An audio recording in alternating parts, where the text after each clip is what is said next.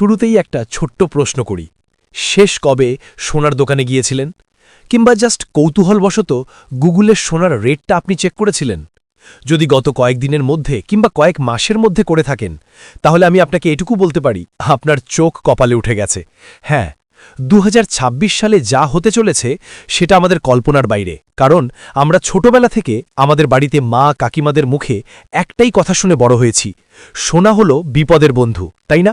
মানে যখন এই শেয়ার বাজার পড়ে যায় বা যুদ্ধ লাগার মুখোমুখি হয়, কিংবা মানুষ যখন একটু প্যানিক হয়ে যায়, তখন মানুষ কিন্তু সোনা কিনলেও কিনতে পারে, তাই তো?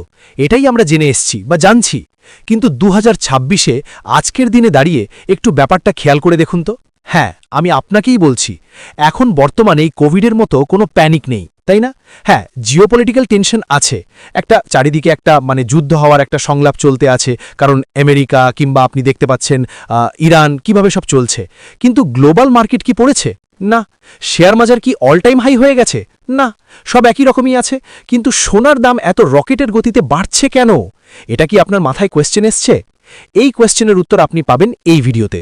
এই রহস্যটা আমরা ভেদ করার চেষ্টা করব, কারণ আমাদের সাধারণ মানুষের অনেক সমস্যার সম্মুখীন হতে পারে যদি আমরা সিদ্ধান্ত সঠিকভাবে না নিই। কারণ এবার যারা সোনা কিনছে তারা কিন্তু আমার আপনার মতো সাধারণ মানুষ নয়, তারা এমন কেউ যাদের পকেটের গভীরতা মাপা আমাদের সাধ্যের বাইরে।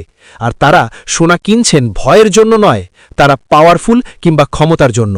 আজ জানব কেন বিশ্বের সবচেয়ে শক্তিশালী ভল্টগুলো সোনা দিয়ে ভর্তি করা হচ্ছে। হ্যাঁ, ভল্ট মানে যেখানে সোনাগুলো স্টোর থাকে, যেটাকে আমরা বলি আমাদের ব্যাংকের লকার, ঠিক একইভাবে ওগুলোকে বলা হচ্ছে ভল্ট।